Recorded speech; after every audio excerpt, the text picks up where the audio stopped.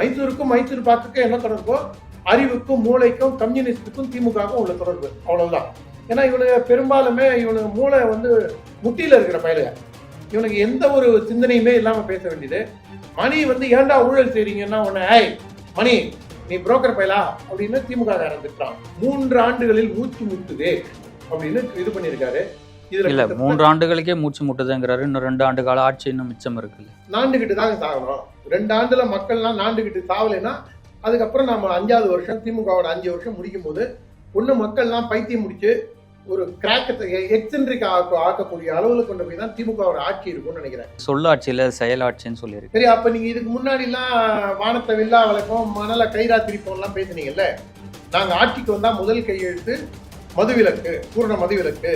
நாங்க ஆட்சிக்கு வந்தா அத்தை சொன்னாங்க, இது நான் சொல்லல. பட்டா ஒருத்தர் பேர்லயும் அனுபவாதி ஒருத்தர் பேர்லயும் வேற ஒருத்தர் கல்யாணம் பண்ணிப்பாரா, இப்படி எல்லாம் நம்ம அதை குதர்க்கமா நம்ம சிவாஜி கிருஷ்ணமூர்த்தி ரேஞ்சில பேசினாதான் புரியும் போல இருக்கு உங்களுக்கு. நம்ம அந்த மாதிரி பேச வேண்டாம். ஏன்னா நம்மளுக்குன்னு ஒரு தரம் இருக்கு.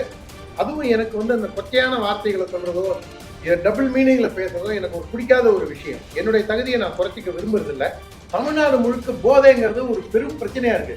இளம் விதவைகள் உருவாகிறது தமிழ்நாட்டில் தான் அப்படின்னு பேசினா அந்த அத்தை எங்க போனாங்க? இப்ப கேட்டா நாங்க அதுக்கு மட்டும்தான் கொடுத்தோம்.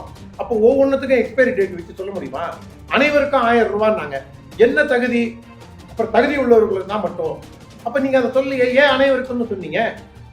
இவங்களை ஒவ்வொரு விஷயத்திலுமே இவங்களை கேள்வி கேட்டே இருக்கலாங்க. அவங்க மழைநீர் வடிகால் பணிகள், எண்ணும் எழுத்தும், அனைவருக்கும் ஐடி திட்டம், முதலீடுகள் முதல் முகவரி, மீண்டும் மஞ்சப்பை திட்டம், நம்ம ஸ்கூல் ஃபவுண்டேஷன், இப்படி பல திட்டங்களை வந்து அவர் பட்டியல் போட்டிருக்காரு. இது எல்லாமே ஒரே ஒரு பழமொழி சொல்றாங்க. சீனி சக்கரை சித்தப்பா ஸ்லேட்ல எழுதி நக்கப்பான்னு ஒரு பழமொழி இருக்கு. நீங்க சக்கரை ஜீனின்னு ஸ்லேட்ல எழுதி நக்கினீங்கன்னா அது வந்து இனிக்காது. ஒரிஜினலா இருந்தாதான் இனிக்கும். ரஜினி பட டயலாக இவங்க அப்பா பேசினாரு, நாங்கள் சொன்னதை செய்வோம், செய்வதை சொல்லுவோம் அப்படின்னா இவங்க அப்பா பேசினாரு. இப்ப அவர் மாத்தி அவர் என்ன பேசியிருக்காரு? சொல்லாட்சி கிடையாது, சொல்லாட்சி கிடையாது, ஆனா நல்லாட்சி இல்லையே.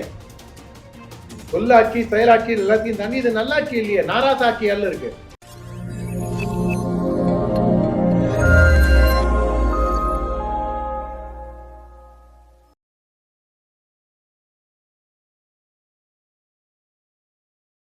தாமரை டிவி நேயர்களுக்கு வணக்கம். இன்றைய நேர்காணலில் நம்முடன் இணைந்திருக்கும் சிறப்பு விருந்தினர் தமிழக பாஜக பிரச்சார பிரிவு அணியின் மாநில செயலாளர் திரு ஓமாம்புலியூர் ஜெயராமன் அவர்கள்.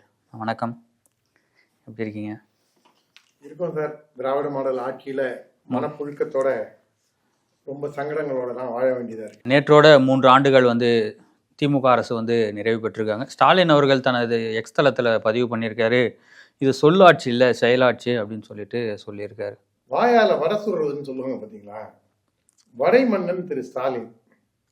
என்ன காரணம்னா அவங்க செயல்களால என்னென்ன திட்டங்கள்லாம் பண்ணியிருக்கோன்றதையும் பதிவு பண்ணியிருக்காங்க. அவர் செயல்களால திட்டம் பதிவு பண்ணணும்னு நான் சொல்றேன். மணின்னு ஒரு பத்திரிகையாளர் இருக்காரு. எனக்கு பெரும்பாலும் அவர் நான் வைத்தறிச்சல் மணின்னு தான் சொல்லுவேன். நான் RSS வந்துட்டோம், அண்ணாமலையை களத்துல இறக்கிட்டாங்க அப்படின்னு இந்த கண்ணை உருட்டிக்கிட்டே பேசுவார் பாருங்க. அந்த மணி சொல்றாரு, இந்த தமிழக முதல்வர் செய்ய வேண்டிய வேலையை செய்ய மாட்டாரு, தேவையில்லாத வேலையெல்லாம் செய்யறாரு அப்படின்னு அவரும் சொல்றாரு. தமிழ்மணின்னு இன்னொரு வக்கீல் ஒருத்தர் இருக்காரு, ஹைகோர்ட் வக்கீல், அவரும் சொல்றாரு. இந்த தமிழ்மணி என்ன சொல்றாரு, எனக்கு இன்னும் பசுமையா ஞாபகத்துல இருக்கு. நன்னிலங்கிட்ட ஒரு வாய்க்கால் வெட்டுறதுக்கு 10,55,000 ரூபாய் செலவு எஸ்டிமேஷன். 9,55,000 10,55,000 less than 11 lakhs. அதுக்கு முதல்வர் இங்கே இருந்து போய் அதை பார்வையிட போறாரு. இது ஒரு விவாத தளத்துல விவாதிக்கப்பட்டது. நியூஸ் 18லயே அது ஒரு சேனல்ல, மெயின் ஸ்ட்ரீம் மீடியால.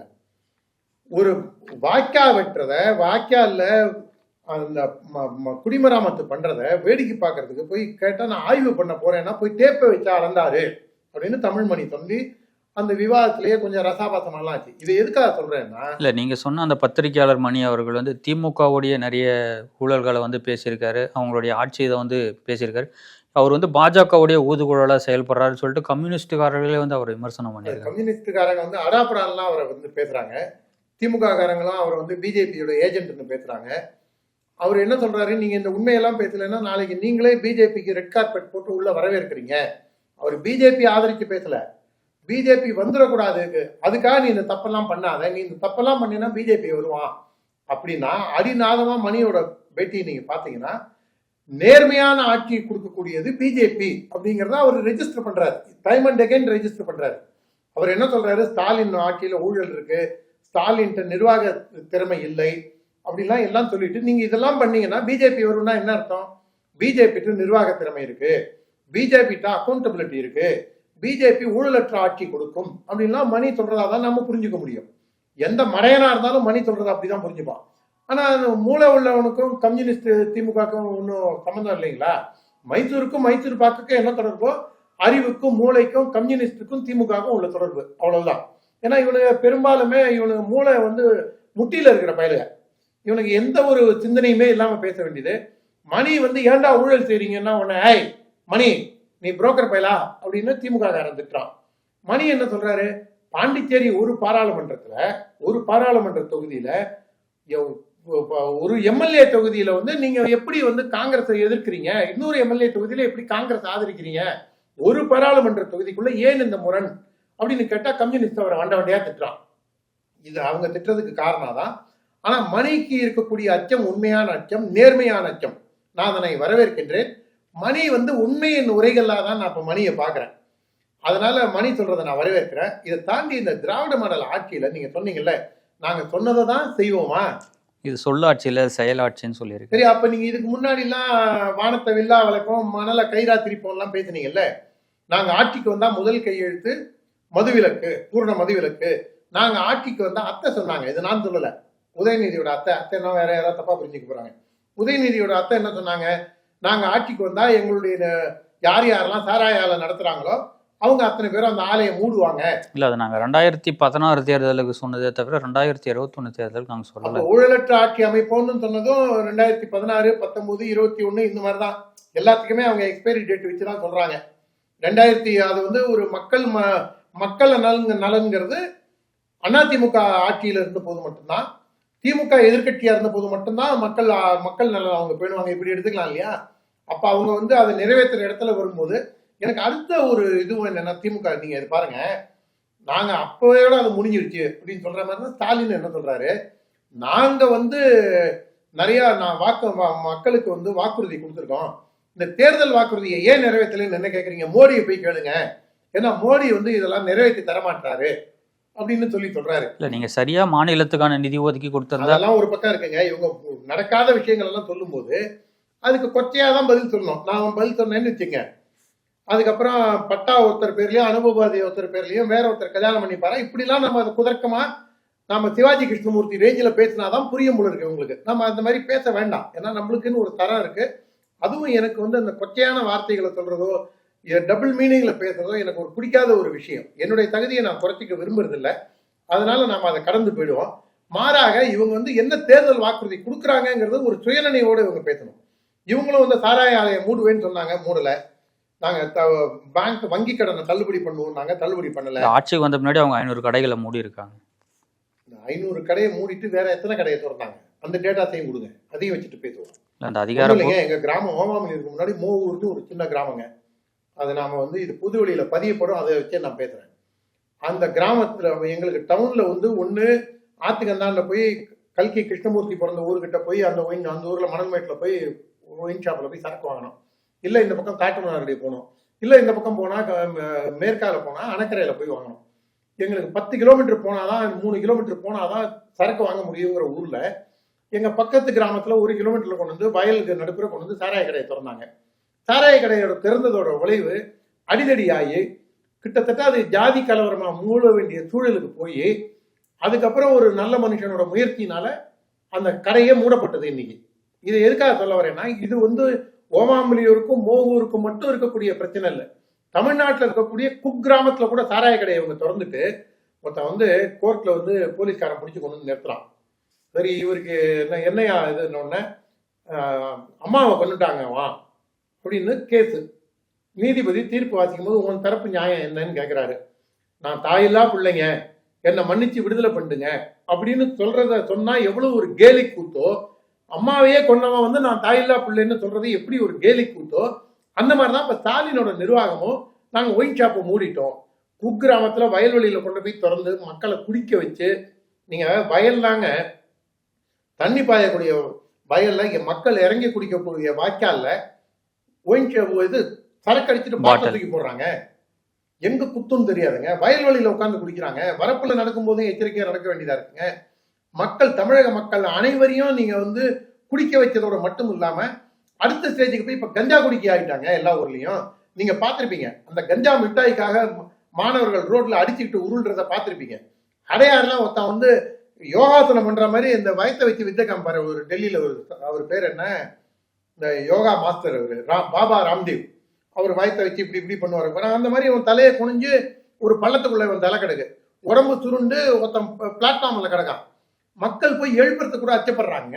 இதெல்லாம் நம்ம தினசரி பாக்குறது. கஞ்சா போதையில ஒருத்தன் அப்பாவை அடிக்கிறான். சரக்கு இதுக்காக ஒரு பொண்ணு தீக்குளிச்சு சாவுது. தமிழ்நாடு முழுக்க போதைங்கிறது ஒரு பெரும் பிரச்சனையா இருக்கு. இளம் விதவைகள் உருவாகிறது தமிழ்நாட்டுல தான் அப்படின்னு பேசினா அந்த அத்தை எங்க போனாங்க? இப்ப கேட்டா நாங்க அதுக்கு மட்டும்தான் கொடுத்தோம். அப்போ ஒவ்வொன்றுத்துக்கும் எக்ஸ்பைரி டேட் வச்சு சொல்ல முடியுமா? அனைவருக்கும் 1000 ரூபான்னாங்க. என்ன தகுதி? அப்புறம் தகுதி உள்ளவர்களுக்கு தான் மட்டும். அப்ப நீங்க அதை சொல்லியே ஏன் அனைவருக்குன்னு சொன்னீங்க? இவங்களை ஒவ்வொரு விஷயத்திலுமே இவங்களை கேள்வி கேட்டே இருக்கலாங்க. இவங்களை கேள்வி கேட்டு நாமளே ஓஞ்சி போயிடுவோம்னு பயம் இருக்கு. மாறாக இளம் சிங்கம் அண்ணாமலை எடுத்த முன்னெடுப்புங்கிறது பிரமாதமான முன்னெடுப்பு. இதுல பாருங்க, கேப்ஷனே 3 ஆண்டுகளில் மூச்சு முட்டுதே அப்படின்னு இது பண்ணிருக்காரு. இதுல இல்ல 3 ஆண்டுகளுக்கே மூச்சு முட்டுதுங்கிறாரு. இன்னும் 2 ஆண்டு கால ஆட்சி இன்னும் மிச்சம் இருக்குல்ல. நாண்டுகிட்டு தாங்க சாகணும். 2 ஆண்டுல மக்கள்லாம் நாண்டுகிட்டு சாவலைன்னா அதுக்கப்புறம் நம்ம 5வது வருஷம் திமுகவோட 5 வருஷம் முடிக்கும் போது மக்கள்லாம் பைத்தியம் முடிச்சு ஒரு கிராக் எக்ஸென்ட்ரிக் ஆக்கக்கூடிய அளவுல கொண்டு போய் தான் திமுகவோட ஆட்சி இருக்கும்னு நினைக்கிறேன். மக்களை ஒரு மக்களாவே நினைக்கிறது இல்லைங்க. இதுல 19 கேப்ஷன் கொடுத்திருக்காருங்க இளம் சிங்கம் அண்ணாமலை. அதுல ஒவ்வொன்றத்தை பத்தியும் நம்ம பேசினா கூட குறைஞ்சது 1/2 மணி நேரம் பேச முடியுங்க. 10 மணி நேரத்துக்கான கண்டென்ட் ஒரு A4 ஷீட்ல. அதுவும் இவங்க அடிச்ச கொள்ளையில இருந்து, இவங்க செஞ்ச சமூக விரோத செயல்கள்ல இருந்து, போலீஸ்க்கு சட்டம் ஒழுங்கை பாதுகாக்க வேண்டிய போலீஸ்காரங்க பெண் போலீஸ் மேல பாலியல் சீண்டல்ல இருந்து, இவங்க ஒரு வருஷத்துக்கு 36,000 கோடி அடிச்சிருக்காருன்னு டபுள் வாட்ச் டக்ளஸ் சொன்னாரு பாருங்க. அதுல இருந்து எல்லாத்தையும் விட கொடுமைங்க. இல்ல திமுக எது செஞ்சாலும் இங்க எதுவுமே செய்யலன்ற மாதிரி ஒரு கட்டமைப்பு பாஜக உருவாக்குது. நல்லா இருக்கு சொல்லுங்க. அவங்க பட்டியல் போட்டிருக்காங்க. இன்னைக்கு 30 திட்டங்களுக்கு செஞ்சிருக்காங்க. நீங்க சொல்லுங்க, நான் அதுக்கு சொல்றேன். அவரு போட்டிருக்காரு. இன்னொரு காப்போம் 48 அந்த திட்டம் தொடங்கியிருக்காங்க. முதல்வரின் முகவரி, மழைநீர் வடிகால் பணிகள், எண்ணும் எழுத்தும், அனைவருக்கும் IT திட்டம், முதலீடுகள் முதல் முகவரி, மீண்டும் மஞ்சப்பை திட்டம், நம்ம ஸ்கூல் ஃபவுண்டேஷன், இப்படி பல திட்டங்களை அவர் பட்டியல் போட்டிருக்காரு. இது எல்லாமே ஒரே ஒரு பழமொழி சொல்றேங்க. சீனி சக்கரை சித்தப்பா ஸ்லேட்ல எழுதி நக்கப்பான்னு ஒரு பழமொழி இருக்கு. நீங்க சக்கரை ஜீனின்னு ஸ்லேட்ல எழுதி நக்கினீங்கன்னா அது இனிக்காது. ஒரிஜினலா இருந்தாதான் இனிக்கும். இவங்க ஆன் பேப்பர் 1000 வச்சிருப்பாங்க. நான் ஒண்ணு கேட்கறேங்க. புகார் பெட்டின்னு ஒண்ணு கொண்டு வந்தாங்க, ஞாபகம் இருக்கா? அது யார் யார்கிட்ட இருந்து கம்ப்ளைண்ட் வருதோ அதற்கான தீர்வுகள், அதுக்கு 24 மணி நேரம், 1 வாரம், 30 நாள் டைம் ஃப்ரேம் கொடுத்து சொன்னாங்க. எத்தனை புகார் வந்தது? எத்தனை புகாருக்கு இவங்க தீர்வு கண்டிருக்காங்க? ஒரு ஆளுமையான ஆட்சி அப்படின்னா அக்கௌண்டபிலிட்டி இருக்கணுங்க. காத்துல கம்பு சுத்தக்கூடாதுங்க. திமுக காத்துல கம்பு சுத்துது, வெறும் வாயால வடை சுடுது. வடை மன்னன் ஸ்டாலின், மேக்கப் மன்னன் ஸ்டாலின், நடிகர் ஸ்டாலின். நீங்க அவரு நீங்க நல்லா கவனிச்சு பாருங்க. நன்னிலத்துல போய் ஒரு 10 லட்சம் ரூபாய்க்கு வாய்க்கா வெட்டுறத போய் வேடிக்கை பார்த்துட்டு வந்தாரு. மெட்ராஸ்ல ஒரு மோட்டர் பம்ப் வச்சு தண்ணி எரிக்கிறது, அது கவுன்சிலர் ஆபீஸ்ல இருக்கக்கூடிய ஒரு எடுபடி போய் பார்க்க வேண்டிய வேலையை ஒரு போய் மழை இவர் முதல்வரான முதல் களத்துக்கு வந்தாலும் முதலமைச்சர் குற்றம்ன்றீங்க, வரலனாலையும் குற்றம்ன்றீங்க. என்னதான் பண்ணுவாரு? செய்ய வேண்டிய வேலை 1000 இருக்குங்க. நீங்க எதை செய்யணுமோ அதை செய்ய மாட்டீங்க. நீங்க வேங்கை வயலுக்கு போய் அந்த குடிநீர் தொட்டியை நான் பார்வையிடுறேன் அப்படின்னு சொல்லியிருந்தா அதுல அர்த்தம் இருக்கு. இல்ல வேங்கை வயல் அந்த குடிநீர் தொட்டியை உரைச்சி எடுத்துட்டு புது குடிநீர் தொட்டியை அவங்களுக்கு கட்டி கொடுத்து நான் திறப்பு விழாக்க வரேங்க, உங்க கூட நான் இருக்கேங்க, உங்க வீட்டுல சாப்பிட்றேங்க அப்படின்னு சொன்னா அது எப்படி? அதை விட்டுட்டு நாங்க சமூக நீதியை காக்கிறோம், இதாங்க வாயால வட சொல்றதுன்ற யாராவது அந்த வேங்கை வயல் மக்கள் இந்த தேர்தலை புறக்கணிச்சிருக்காங்க. சமூக நீதியும் காக்கணும், பாஜக கிட்ட இருந்து இந்தியாவையும் காப்பாற்றணும் அப்படின்னு சொல்லியிருக்காரு. கூரை ஏறி கோழி பிடிக்க முடியாதவன் வானத்தை பொழந்து வைகுண்டத்தை காமிக்கிறேன் கதை தான் ஸ்டாலின் கதை. தமிழ்நாட்டிலே இவ்வளவு நாறுதுங்க. வேங்கை வயல் குடிநீர் தொட்டியில் ஏற்பட்டுள்ள மலன் துர்நாற்றம், அதே மாதிரி புதுக்கோட்டைக்கும் தஞ்சாவூருக்கும் நடுப்புற இருக்கிற ஊர்ல அதுல கொண்டு போய் சாணியை கலக்குறாங்க குடிநீர் தொட்டியில. அந்த அளவுக்கு ஒவ்வொரு ஊர்லயும் இந்த மாதிரி ஒரு சோசியல் பிரச்சனை கிளம்புதுங்க. இதெல்லாம் பார்க்க துப்பற்ற, திராணியற்ற, செயலற்ற தமிழக முதல்வர் இவரு போய் இந்தியாவை காப்போம், அதை வந்து நம்ம தேர்தல் போது எல்லா டிவிலையும் ஒழிச்சுது. இப்போ கூட அப்பப்போ ஏதோ அட்வர்டைஸ்மெண்ட் அவங்களுடைய குடும்ப தொலைக்காட்சியில வருது. நான் என்ன கேட்கறேன், இந்தியாவை காப்போம்னார்ல, இவர் எந்த ஊருக்கு பிரச்சாரத்துக்கு போறாரு? இன்னும் எங்கேயும் போகல. ஏன் போல? எங்கேயாவது போயிருக்கணும் இல்லையா? 3 பேஸ் தேர்தல் முடிஞ்சிருச்சுங்க. நாளையோட 3 பேஸும் 4 பேஸும் முடியுதுங்க. இவர் என்ன பண்ணிடணும், பக்கத்துல இருக்கிற கேரளா ஆகும்னா பினராயி விஜயனை வந்து கட்டி உருள்றோங்கிறாரு. நாங்க இரட்டை குழல் துப்பாக்கின்னு கம்யூனிஸ்ட் இவங்களும் பேசிக்கிறாங்க. இவர் கேரளாக்கு ஏன் போய் பிரச்சாரத்துக்கு போல? கேரளாவில் பிரச்சாரத்துக்கு போனாருன்னா காங்கிரஸ் ஆதரிப்பாரா, கம்யூனிஸ்ட் ஆதரிப்பாரா? ஏன் இவரை கர்நாடகாவில் பிரச்சாரத்துக்கு கூப்பிடல? கர்நாடகா பிரச்சாரத்துக்கு இவர் தானே போய் அங்க முதல்வராக இருக்கும்போது இவரை நெட்டி தள்ளி பின்னாடி தள்ளினாங்க அவங்க பதவி ஏற்கும் போது. ஒருவேளை ரோசம் வந்து போலையா என்னங்கிறது தெரியல. அதெல்லாம் திமுக இருக்காது, அது வேற விஷயம். ஆனா அவங்க வந்து ஏன் பதவியேற்பு விழாக்கு போனவருக்கு ஏன் தேர்தல் பிரச்சாரத்துக்கு அவரை கூப்பிடல? அவங்க அவ்வளவு ஏங்க. தெலுங்கானா முதல்வர் என்னங்க சொல்றாரு ரேவந்த் ரெட்டி, உதயநிதி ஸ்டாலினை ஏன் கைது செஞ்சு நடவடிக்கை எடுக்கல, அவர் மேல என்ன நடவடிக்கை எடுக்கப்பட்டதுன்னு ரேவந்த் ரெட்டி கேட்கிறாருங்க. முலாயம் சிங் யாதவ் கட்சியோட ஒரு மூத்த எம்பி கடிதம் எழுதுறாருங்க திமுகக்கு அப்படின்னு நான் கூட ஒரு பத்திரிகையில படிச்சேன், ஒரு யூடியூப்ல வேற ஒருத்தர் பேசினதையும் கேட்டேன். முலாயம் சிங் யாதவ் என்ன சொல்ற, பையனோட அந்த கட்சியோட எம்பி சீனியர் எம்பி என்ன சொல்றாரு, நீங்க எங்க பகுதிக்கு வராதீங்கிறாரு. காங்கிரஸ் சீனியர் லீடர் ஒருத்தர் எழுதியிருக்கிறதா தினமலர்லயும் போன வார தினமலர்ல வந்திருக்கு. ஏன் வராதேன்றாங்க? இவர் தான் இந்த நாட்டையே காக்க போறேன்னு கிளம்புறாருல. உங்களால தமிழ்நாட்டிலேயே நல்லாட்சி கொடுக்க முடியல, தமிழ்நாட்டையே நீங்க வந்து ஒரு ஒரு கதிகலங்க வைக்கிறீங்க. லஞ்ச ஊழல், சட்டம் ஒழுங்கு பிரச்சனை, ஜாதி ரீதியான துவேஷம், போற இடம்லாம் குடி பிரச்சனை, இல்லைன்னா கஞ்சா பிரச்சனை, அதுக்கப்புறம் இவங்க திமுகவோட ஆக்கிரமிப்பு, அத்துமீறல்கள், காவல்துறையை திருப்பி தாக்குறது, ஜாதிய தீண்டாமையை கடைபிடிக்கிறது. நீங்க பார்த்திருப்பீங்க பட்டியலினத்துக்கான எவ்வளவு ஹராஸ்மெண்ட். நான் ஒரு 5-6 மட்டும் உங்களுக்கு கிடுகிடுன்னு சொல்றேன், நீங்க பாருங்க. சேலத்துல ஒரு ஒன்றிய செயலாளர் என்னமா ஏற்றினார் ஒரு பட்டியலின சகோதரனை, நீ எப்படா கோயிலுக்குள்ள வரலான்னு ஜாதியை சொல்லி திட்டினார். விருகம்பாக்கத்துல ஒரு இளம் பெண் போலீஸுக்கு வந்து செக்ஸ் டார்ச்சர் கொடுத்தாங்கன்னு சொல்லி அவங்களையும் நீக்கினாங்க. திரும்பி அவங்க போஸ்ட் அடிச்சு ஊர் முழுக்க ஒட்டி இந்த தேர்தல் அவங்களும் வேலை செஞ்சாங்களே. எப்படி இதெல்லாம் நீக்கிறதுங்கிறத கண்டுபிடிப்புங்க. சிவாஜி கிருஷ்ணமூர்த்தியை கூட தான் நீக்கினேன்னாங்க. சிவாஜி கிருஷ்ணமூர்த்தி இப்ப மேடைக்கு மேடை ஓ ஆ ஓ அப்படிதான் எடுத்த உடனே அச்சில் எட்ட முடியாத வார்த்தையில பேசுறாரு. அந்த பையில இந்த பையிலன்னு பேசுறாரு. சேலத்துல ஒன்றிய செயலாளர் வந்து கோவிலுக்குள்ள நுழையாதுன்னு பட்டியலின சகோதரனை தடுக்கிறாரு. மந்திரி ராஜகண்ணப்பன் ஒரு ஆர்டிஓவை ஜாதி பேரை சொல்லி திட்டினார்னு அவரு ஒரு அபிஷியல் கம்ப்ளைண்டே லாட்ஜ் பண்ணாரு. அதே ராஜகண்ணப்பன் ஒரு பிளாஸ்டிக் சேரை கொடுத்து ஒரு தன்னை ஒரு சமஸ்தானத்தோட மகாராஜாவை நினைச்சுக்கிட்டு, எனக்கு பிடிக்கதோ பிடிக்கலையோங்க, திருமாவளவனை எனக்கு பர்சனலா பிடிக்காதுங்க, ஆனா அவர் கொடுக்க வேண்டிய மரியாதையை நீங்க கொடுக்கல. ஒரு பிளாஸ்டிக் சேரை கொடுத்து அவரை குந்த சொல்றீங்க. பொன்முடி மேடையிலேயே இருந்துகிட்டு அவர் வந்து பெண்கள் எல்லாம் பார்த்து ஓசி ஓசி அப்படின்னவரு. அதுக்கப்புறம் மேடையிலேயே என்ன சொல்றாரு, அம்மா நீ எஸ்சி தானமா, ஜாதி பேரை குறிப்பிட்டு அவர் பேசுறாரு. அதே மாதிரி கீரப்பாளையம் யூனியன்ல ஒரு பஞ்சாயத்து போர்டு தலைவர் எஸ்சி, துணைத் தலைவர் திமுக காரங்க. அந்த பஞ்சாயத்து போர்டு தலைவரை கொடியேற்ற விடுறதுல அது எல்லாத்தையோட கொடுமை. இதுக்கு முன்னாடி இவர் இருந்தாரு பாருங்க, சீஃப் செக்ரட்டரியா இருந்தாரு, எழுதுவாரு பேசுவாரு, அவர் பேர் என்னங்க, இறையன்பு ஐஏஎஸ். அவர் வந்து ஒரு 25 பஞ்சாயத்து போர்டு தலைவருக்கு கடிதம் எழுதினாருங்க. பஞ்சாயத்து போர்டுல இருக்கிறவங்களுக்கு தயவு செஞ்சு இந்த வருஷமாவது தேசிய கொடி ஏத்துறதுக்கு அந்த பட்டியலின சகோதரர்களுக்கும் சகோதரிக்கும் ஒத்துழைங்க அப்படின்னு சொல்லி. இவங்க சட்டம் ஒழுங்கு அந்த அளவுக்கு சந்திச்சிருக்குதுங்க இவங்களோடது. கீரப்பாளையம் ஒன்றியத்துல வந்து அவரை தரையில குந்த வச்சுட்டு அவங்க எஸ்சிங்கிறதுனால இவங்க சேர்ல குந்துறாங்க. ஆர்எஸ் பாரதியும் பேசியிருக்காரு, நாங்க போட்ட பிச்சை. இப்ப இந்த மாதிரி நாம வரிசையா இவங்களை நாம வந்து விடிய விடிய பேசலாங்க இவங்களை பத்தி. அந்த அளவுக்கு இவங்களுடைய ராங் டீட்ஸ் ஆஃப் டிஎம்கே அது வந்து மக்களை ஆட்டி படைக்குது. இது வந்து மக்களுக்கும் வந்து ஒரு வெறுப்பு தான் இவங்களுடைய ஆட்சி மேல ஏற்படுத்துது. வாயால வர சொல்ற ஆட்சி. அதனால இவர் சொன்னதெல்லாம் என்னைக்குமே செய்யறது கிடையாது. ரஜினி பட டயலாக இவங்க அப்பா பேசினாரு, நாங்கள் சொன்னதை செய்வோம், செய்வதை சொல்லுவோம் அப்படின்னா இவங்க அப்பா பேசினாரு. இப்ப அவர் மாத்தி அவர் என்ன பேசியிருக்காரு, சொல்லாட்சி கிடையாது, சொல்லாட்சி கிடையாது, ஆனா நல்லாட்சி இல்லையே.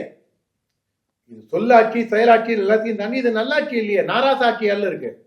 அதனால இந்த மக்களுக்கு எப்பதான் விடிவு காலம் வரும்? அதுக்கு இளம் சிங்கம் அண்ணாமலையை ஒரு தேவதூதனாக தமிழக மக்கள் தற்பொழுது பார்க்கின்றார்கள். தமிழகத்திற்கு விடிவு தரக்கூடிய, உண்மையான விடியலை ஏற்படுத்தக்கூடிய, ஒரு மாற்றத்திற்கான ஒரு மகத்தான மகோன்னதமான தலைவராகத்தான் இளம் சிங்கம் அண்ணாமலையை தமிழர்கள் பார்க்கின்றார்கள். இந்த திராவிட ஆட்சிக்கு அண்ணாதுரையால் ஆட்சிக்கட்டிலில் அமர்ந்த இந்த திராவிட முன்னேற்ற கழகத்தின் முடிவுரையானது அண்ணாமலையால் எழுதப்பட்டுக் கொண்டிருக்கின்றது. தமிழகத்துல சட்ட ஒழுங்கெல்லாம் சீரா இருக்குன்னு சொல்லிட்டு தமிழக முதலமைச்சர் பதிவு பண்றாரு. சட்டம் ஒழுங்கு நல்லா இருக்குன்னு சொன்னாங்கன்னா நம்ம வாயால மட்டும் சிரிக்க முடியாதுங்க. நவத்வாரத்தாலையும் சிரிக்கணும்னு பத்திரிகையாளர் மணி சொல்லியிருக்காரு. திமுக ஆட்சிக்கும் சொல்லியிருக்காரு. அதை காங்கிரஸையும் அவர் திட்டும் போதெல்லாம் இப்ப என்ன மாதிரி ஆயிட்டாரு அவரு. நம்ம வாயால மட்டும் சிரிக்க முடியாதுன்னு நான் சொல்றேன், அவர் நவத்வாரத்தாலையும் சிரிக்க முடியாதுங்கன்னு சொல்லி பத்திரிகையாளர் மணி சொல்றாரு. லாக்அப் டெத்து சட்டசபை நடக்கும் போது லாக்அப்ல மரணம் நடந்ததுங்கிறது ரொம்ப ரொம்ப அரிதிலும் அரிதானது. எனக்கு தெரிஞ்சு நடக்கல அரசியல், நான் எனக்கு நினைவு தெரிஞ்ச காலத்துல இருந்து. ஆனா இந்த பீச்சில் ஒரு குதிரை ஓட்டிட்டு போனாங்க, விக்னேஷ்னு ஒரு பையனை. உங்க பேருங்கிறதுனால நல்லா ஞாபகம் இருக்குன்னு நினைக்கிறேன் உங்களுக்கு. நல்ல வேளை உங்களை பிடிச்சிட்டு போல அவங்க. அந்த விக்னேஷை கொண்டு போய் வச்சு அவனை கஞ்சா வைத்தான்னு சொல்லி அவனை அடித்து துன்புறுத்தி சித்திரவதைப்படுத்தி கொண்டாங்க. 15 நாள் மணி திருவள்ளூர்ல கூட இந்த மாதிரி ஒரு இது வந்தது செய்தி. அப்புறம் முழுசா வெளியில வந்ததா இல்லையாங்க தெரியல.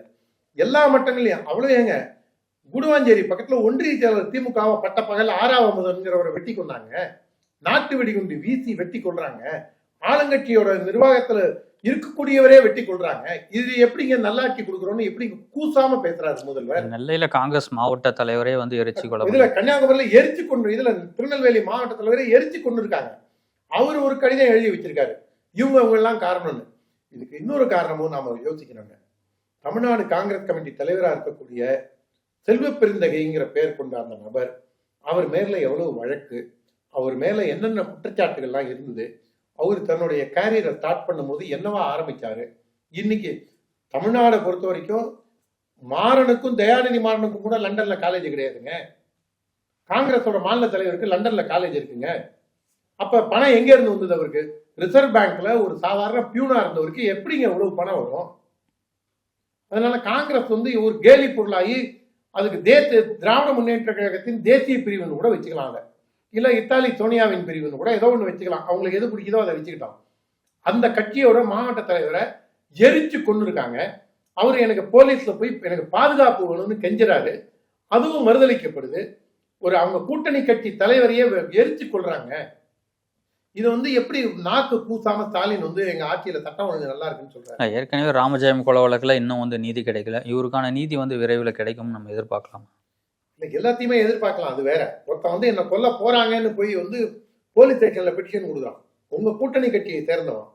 நீங்க எப்படி நீங்க கூட்டணி கட்சியில நான் எனக்கே அந்த மாதிரி ஒரு பிரச்சனை வந்து நானே ஸ்டேஷன்ல கொடுத்தா கூட என்னை பாதுகாக்க வேண்டியது இந்த ஆட்சி. இந்த திராவிட மாடல் ஆட்சின்னு மார்த்தட்டிக்கிறாரு பாருங்க. அவர் தான் எனக்கான முதல்வர், அவர் தான் என்ன பாதுகாக்கணும். போலீஸ் துறையை அவர் கையில வச்சிருக்காருங்க. அப்ப கண்ட்ரோல் இல்லைன்னு தானே ஆகுது. இப்ப சவுக்கு சங்கர் மேல எனக்கு 1008 முரண்பாடு உண்டு. சவுக்கு சங்கர் ஒரு பிளாக்மெயிலர். சவுக்கு சங்கர் வந்து வாய்க்கு வந்ததை என்ன வேணாலும் பேசுவாரு. சவுக்கு சங்கர் இரலவெண்டா பேசக்கூடியவர். நாளைக்கு உங்களுக்காக பேசுவாரு, இன்னைக்கு எனக்காக பேசுவாரு, அடுத்த நாள் அவருக்காக பேசுவாரு. எப்படி வேணா அவருடைய நாக்கு பேசுவோம். ஆனா அதை தாண்டி கருத்து சுதந்திரத்துக்காக தான் நாங்க இருக்கோம், கருத்து சுதந்திரத்துக்காக தான் நாங்க அவதாரமே எடுத்து வந்திருக்கோம், இந்த வானத்திலிருந்து தேவதூதர்களுக்கு அடுத்ததான் நாங்க தான் வந்து அப்படியே ஜனிச்சிருக்கோம் அப்படின்னு சொல்லக்கூடிய திமுகவும், அந்த திமுகவை முட்டு கொடுக்குற பயிர்களும் ஓலா யூபர் வாயர்களும் எங்க போயிட்டாங்க? இப்ப இல்ல பெண் காவலர்களை இழிவா பேசின வழக்குல தான் ஒரு கைது பண்ணிருக்கோம். நடவடிக்கை எடுங்க. நான் அதனால தான் சொல்றேன். அதெல்லாம் வேற. நீங்க பெண் காவலர்களுக்காக மட்டும்தான் நடவடிக்கை எடுக்கிறீங்களா? தாராளமா நடவடிக்கை எடுங்க. ஆனா கருத்து சுதந்திரம், வைரமுத்துக்கு ஒரு சட்டம், ஹெச் ராஜாக்கு ஒரு சட்டம், அப்படிதானே இந்த ஆட்சி போயிட்டு இருக்கு. நம்ம பார்த்திருக்கோம். இதே கனிமொழி அவர்கள் கலந்து கொண்ட பொதுக்கூட்டத்துல வந்து பெண் காவலர்களுக்கு பாலியல் சீண்டல் நடந்தது. அதுல என்ன மாதிரியான விரைவா நடவடிக்கை எடுத்தாங்க? நம்ம தமிழகமே நடவடிக்கை எடுத்தாங்களா? அவங்களை கட்டி விட்டு நீக்கிறோம்னு சொன்னாங்க. அதுக்கப்புறம் அந்த அம்மா போய் அந்த பெண் காவலர் போய் போலீஸ்ல புகார் கொடுத்தாங்க. அந்த புகாரையும் வாபஸ் வாங்க வச்சு மிரட்டல் விடுக்கப்பட்டது. மிரட்டல் விடுக்கிட்டு அந்த புகாரையும் வாபஸ் வாங்க வச்சு அந்த அத்துமீறல ஈடுபட்டவங்களை திரும்பியும் கட்சியில சேர்த்துக்கிட்டாங்க. அதுதாங்க நடவடிக்கை. வெளி உலகத்துக்கு நாங்க அதை செஞ்சிட்டோம் இதை செஞ்சிட்டோம்னு வாயால வடத்துறதுங்கிறது ஆட்சி நிர்வாகத்துல மட்டும் கிடையாது, கட்சி நிர்வாகத்திலையும் சரி, பப்ளிசிட்டிலையும் சரி. திமுக வந்து ஒரு வடத்துற கட்சி, வடகட்சி அது.